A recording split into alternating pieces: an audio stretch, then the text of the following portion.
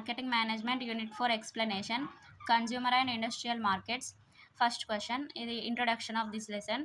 Classification of ప్రోడక్ట్స్లో రకాలు ఏంటి అని అడుగుతున్నాడు క్వశ్చన్. ఇలా ఇలా డయాగ్రామ్ వేయండి.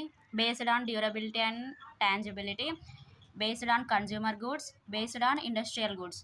ఏంటంటే ఈ ప్రోడక్ట్స్ అనేటివి 3 రకాలుగా డివైడ్ చేయొచ్చు. ఇందులో సబ్ పార్ట్స్ ఉంటాయి, కానీ మెయిన్గా ఈ 3 రకాలు గుర్తుంటే ఆ సబ్ పార్ట్స్ మనకి ఓన్గా అయినా క్రియేట్ చేసి రాయొచ్చు. ఏంటంటే డ్యూరబిలిటీ అంటే లాంగ్ లైఫ్ ఉంటుంది అన్నట్టు. టాంజిబిలిటీ అంటే చూసేది తాకేది. డ్యూరబిలిటీ అంటేనేమో లాంగ్ లైఫ్ ఉండేది. ఇక్కడ ఎగ్జాంపుల్స్ కాదు, ఇందులో సబ్ పార్ట్స్ ఇవి. నాన్ డ్యూరబుల్ గూడ్స్ అంటే మిల్క్, టూత్పేస్ట్, అలా. Durable goods TV, car, AC. Services intangible ఉంటాయి కదా, అంటే మనం సర్వీస్ ఇస్తాం కానీ వాటిని చూడలేము, తాకలేము, అవి టాంజిబిలిటీ కిందకి వస్తాయి. నాన్ డ్యూరబుల్ అనేటివి డ్యూరబిలిటీ కిందకి వస్తుంది.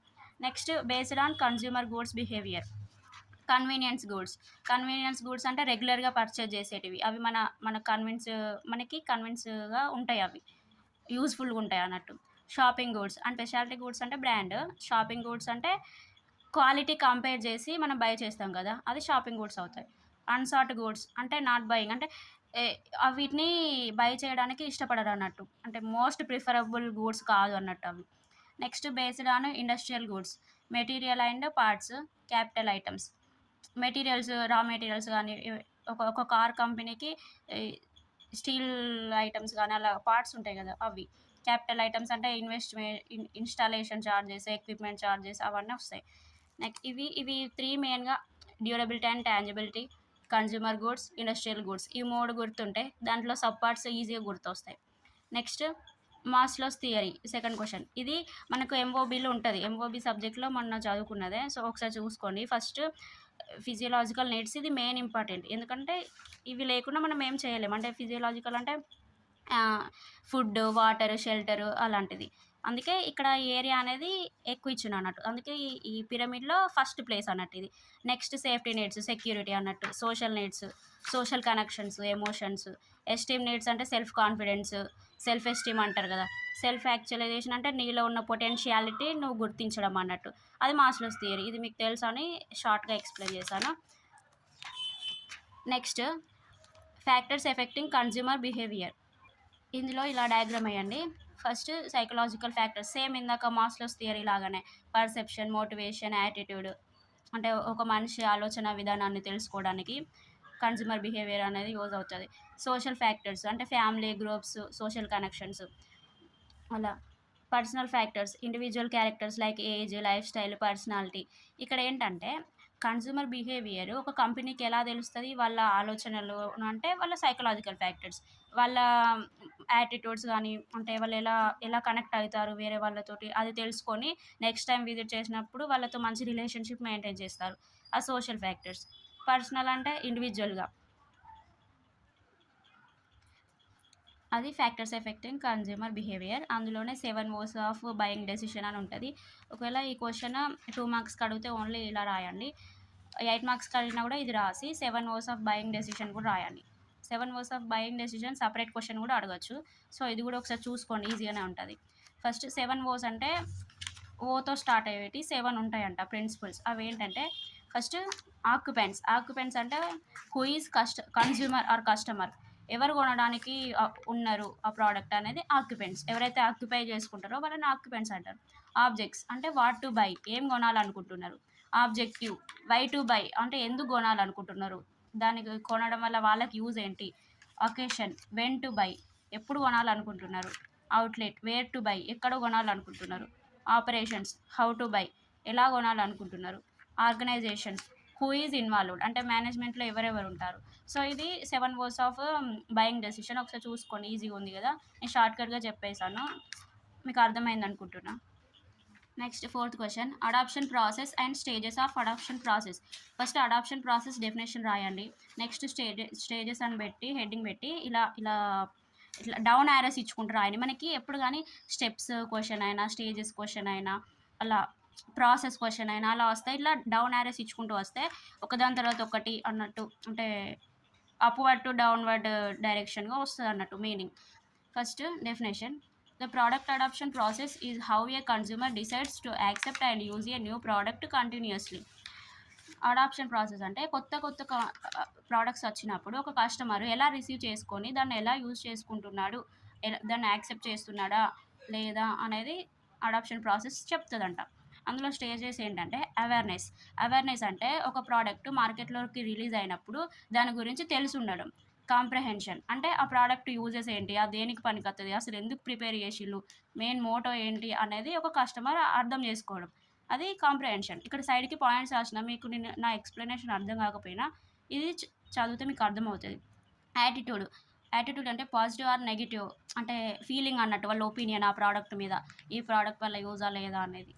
లెజిటిమేషన్ అంటే రిలయబిలిటీ. ఈ ప్రోడక్ట్ మనకి ఖచ్చితంగా యూజ్ అవుతదా అనే నమ్మకం కలిగించడం అన్నట్టు. అంటే ఇంత పైసలు పెట్టి కొన్నందుకు ఎంతో కొంత యూజ్ ఉంటదా అనేది డిసైడ్ అయిన తర్వాతనే కదా కొంటారు. నెక్స్ట్ ట్రయల్ అంటే టెస్ట్ చేస్తారు ఆ ప్రోడక్ట్ మంచిగా ఉందా లేదా, సూట్ అవుతుందా కాదా మన పర్సనల్ లైఫ్కి అనేది. అడాప్షన్ అంటే ఇక లాస్ట్కి అడాప్షన్ అవుతుంది. ఏంటంటే ఇవన్నీ టెస్ట్ చేసిన తర్వాత ఇవన్నీ ఫాలో అయిన తర్వాత ఆ ప్రోడక్ట్ సూటబుల్ అనిపిస్తుంది కదా, అప్పుడు ఆ ప్రోడక్ట్ని అడాప్ట్ చేసుకుంటారు. అడాప్ట్ చేసుకోవడం అంటే కొనుక్కోవడం అన్నట్టు ఇక్కడ. కొనుక్కొని రెగ్యులర్గా యూజ్ చేయడం అన్నట్టు, అదే అడాప్షన్. ఇదన్ని స్టెప్స్ అడాప్షన్ ప్రాసెస్లో వస్తాయి. మీకు అర్థమైంది అనుకుంటున్నది. Next fifth question, industrial markets and characteristics. Industrial markets అంటే ఏం లేదు, జస్ట్ ఇండస్ట్రీస్ అంటే మార్కెటింగ్ మ్యానుఫ్యాక్చరింగ్ అన్నట్టు. ఇండస్ట్రీస్ అంటే మ్యానుఫ్యాక్చరింగ్ అంటే ప్రొడక్షను, అంతా అదే, ఏం లేదు. ప్రోడక్ట్స్ కానీ గూడ్స్ని ప్రొడ్యూస్ చేసేదాన్ని ఇండస్ట్రియల్ మార్కెట్ అంటారు. ఇక్కడ డెఫినేషన్ చూడండి.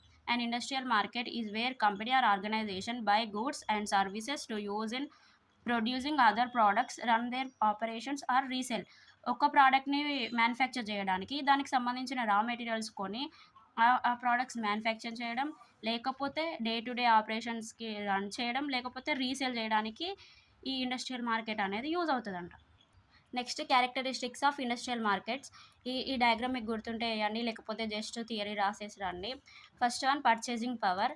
అంటే ఎక్కువ మంది మన కంపెనీలో ఉన్న ప్రోడక్ట్స్ని పర్చేజ్ చేయడం అన్నట్టు. అంటే ఫేమస్లో ఉంటే చాలామంది వస్తారు కదా, ఆ కంపెనీ అప్పుడు పర్చేసింగ్ పవర్లో ఉంది అని అర్థం. అలా ఇప్పుడు ఒక క్లాత్ స్టోరూమ్కి ఎక్కువ కస్టమర్స్ వచ్చి అది ఫేమస్. ఇప్పుడు సపోజ్ కరీంనగర్ తీసుకుందాం, కరీంనగర్లో ఈ షాప్ ఫేమస్ రా, మేము ఎప్పుడు ఇళ్ళకే పోతాం అని చెప్తారు కదా. సో అలా పర్చేసింగ్ పవర్ అనేది ఎక్కువ ఉండడం అన్నట్టు. Next concentration of buyers. అంటే బయర్స్ బిహేవియర్ తెలుసుకోవడం, వాళ్ళు ఎలాంటి స్ట్రాటజీస్ యూజ్ చేస్తే ఎక్కువగా విజిట్ అవుతారు కంపెనీకి అనేది. Next direct relationship with seller. అంటే ప్రొడ్యూసర్స్ ఉంటారు కదా, ఆ ప్రొడ్యూసర్స్ తోటి మ్యానుఫ్యాక్చరర్స్ తోటి డైరెక్ట్గా డీల్ చేయడం, మీడియేటర్స్ ఎవరు లేకుండా. Next practical assistance for buying. అంటే చెక్ చేయడం అన్నట్టు సూటబుల్ కాదు, అన్నీ అంతే. మార్కెటింగ్ అంటే చెక్కింగ్, టెస్టింగ్, రీసెర్చ్ అన్నీ ఇవే ఉంటాయి. డిరైవ్డ్ డిమాండ్ అంటే ఒక ప్రోడక్ట్కి ప్రైస్ ఇంక్రీజ్ అయిందనుకోండి, ప్రైస్ కానీ డిమాండ్ కానీ ఇంక్రీజ్ అయిందనుకోండి, ఆ ప్రోడక్ట్ రా మెటీరియల్స్ ఉంటాయి కదా, ఆ ప్రోడక్ట్ తయారు చేయడానికి అయ్యే మెటీరియల్స్ కూడా ప్రైస్ ఇంక్రీజ్ అవుతుంది. ఇప్పుడు సెమ్ ఎగ్జామ్స్ సపోజ్ బుక్స్ కొనుక్కుంటాం, ఎగ్జామ్స్ అప్పుడు బుక్స్కి ఎంత డిమాండ్ ఉంటుందో ఆ బుక్ వుడ్కి కానీ మ్యానుఫ్యాక్చర్ కంపెనీస్కి ఎట్లా అంటే ట్రాన్స్పోర్టేషన్ ఛార్జెస్ కానీ ఇలా అన్ని ఫెసిలిటీస్ కూడా డిమాండ్ వస్తుంది కదా అప్పుడు, అలా. Next slow adoption of new products. అంటే న్యూ ప్రోడక్ట్స్ని వాడడం అలవాటు చేసుకోవడం అన్నట్టు, యాక్సెప్ట్ చేయడం అన్నట్టు. Observing supply and prices. Buyers అంటే డిసైడ్ చేస్తారు బయర్స్ ఎంత అంటే ఈ ప్రోడక్ట్కి ఇప్పుడు డ్రెస్ కొనుక్కున్నామని చెప్పినాం అనుకోండి, ఈ డ్రెస్కి ఎంత పెట్టినామని అడిగితే మనం ఏమంటాం, ఇంత పెట్టినామంటే అది పెట్టచ్చా కాదా అనేది వాళ్ళు చెప్తారు కదా. సో అది సప్లై అండ్ ప్రైసెస్ని అబ్జర్వ్ చేయడం అలా. సో ఇది characteristics of industrial markets. Next one service markets characteristics. Services market is wear intangible activities, వాటినే సర్వీసెస్ అంటారు, ఆర్ సోల్డ్ టు కస్టమర్స్కి ఇంటాంజిబుల్ యాక్టివిటీస్ అన్నీ చేసి పెట్టడం అన్నట్టు, అంటే సర్వీస్ ఇవ్వడం. ఒక డాక్టర్ కానీ, ఒక లాయర్ కానీ, ఒక పోలీస్ కానీ అలా. ఇంటాంజిబిలిటీ. ఇందులో క్యారెక్టరిస్టిక్స్ వచ్చేసి ఇంటాంజిబిలిటీ అంటే తెలుసుగా మీకు, పర్షియబిలిటీ, ఇన్ ఇన్సెపరబిలిటీ, హెట్రోజెనిటీ, నో ఓనర్షిప్, అన్ఛానలైజ్డ్ డిస్ట్రిబ్యూషన్ అంటే ఇక్కడ డైరెక్ట్ సర్వీస్ అనేది ప్రొవైడర్ నుండి రిసీవర్కి ఉంటుంది, మధ్యలో వేరేటోళ్ళకు. ఇప్పుడు ఒక హెల్ప్ చేసి కాదు సపోజ్ ఇప్పుడు లాయర్‌కి ఒక కేస్ ఇస్తారు. లాయర్‌కి ఒక కేస్ వస్తది. ఆ కేసు ఈ విక్టిమ్ నుండి లాయరే డీల్ చేయాలి గానీ, మళ్ళీ లాయర్ తీసుకుపోయి వేరే మీడియేటర్‌కి ఇవ్వడు గదా! సో, అంటే ఇక్కడ విక్టిమ్ నుండి లాయర్‌కి సర్వి ఆహ్, లాయర్ నుండి విక్టిమ్‌కి సర్వీస్ వస్తుంది. అది అలా అన్నట్టు. అన్‌చానలైజ్డ్ డిస్ట్రిబ్యూషన్ అంటే మధ్యలో ఎవరు ఉండరు ఇగ. వాళ్ళ నుండి వీళ్ళకి, వీళ్ళ నుండి వాళ్ళకని అట్లా. హెటెరోజీనిటీ అంటే స్మాల్ గ్రూప్స్ అన్నట్టు.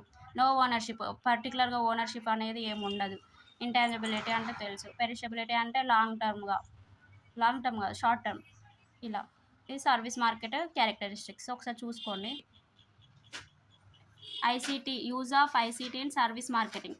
ఐసీటీ అంటే ఏంటి? అది సర్వీస్ మార్కెటింగ్‌లో ఎలా యూజ్ అవుతది అనేది.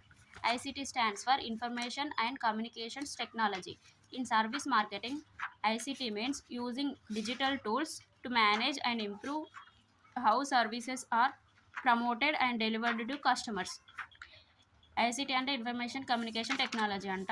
ఈ సర్వీస్ మార్కెటింగ్‌లో ఐసీటీ అనేది ఒక డిజిటల్ టూల్. అంటే డిజిటల్ ప్రిఫేస్ అన్నట్టు. అంటే మనం డిజిటల్‌గా చేయొచ్చు ఏదైనా. సర్వీసెస్ డిజిటల్‌గా అందించొచ్చు ఒక పర్సన్‌కి అలా. దీని క్యారెక్టరిస్టిక్స్ వచ్చేసి ఆన్‌లైన్ అడ్వర్టైజింగ్. అంటే ఆన్‌లైన్‌లో యాడ్స్ ఇవ్వడం. మేము ఈ సర్వీస్ ఇస్తున్నాము. మీరు మమ్మల్ని కన్సల్ట్ అవ్వచ్చు. మేము మీకు మంచి ఎఫెక్టివ్ సర్వీస్ ఇస్తాము. ఇంకా కొంతమంది ప్రమోట్ చేపిస్తారు గదా! వేరే వాళ్ళతో మా కంపెనీ గురించి చెప్పండి అలా ఇలా అని. అంటే వాళ్ళ కస్టమర్స్ తోటే మళ్ళీ అడ్వర్టైజ్ చేయడం అన్నట్టు. అది. ఈమెయిల్ మార్కెటింగ్ అంటే ఈమెయిల్స్ ద్వారా మెయిలింగ్ జేయడం అన్నట్టు. Social media marketing. ఇప్పుడంతా చూస్తున్నారుగా online business, freelancing, digital marketing అంతా సోషల్ మీడియా మార్కెటింగ్ కిందకొస్తది. బ్లాగింగ్ అంటే వ్లాగ్స్ చేయడం అట్లా. టార్గెట్ మార్కెటింగ్ అంటే మార్కెట్‌లో మన ప్రోడక్ట్ సేల్ అవ్వడానికి మనం యూజ్ చేసే స్ట్రాటజీస్ అన్నట్టు. సో, ఇవన్నీ చూసుకోండి ఒకసారి. మెయిన్ ఇంపార్టెంట్ క్వెషన్సే పెట్టినాను. So please subscribe to my channel. If you want these notes, comment me in the comment section. I will upload in further videos. Thank you guys.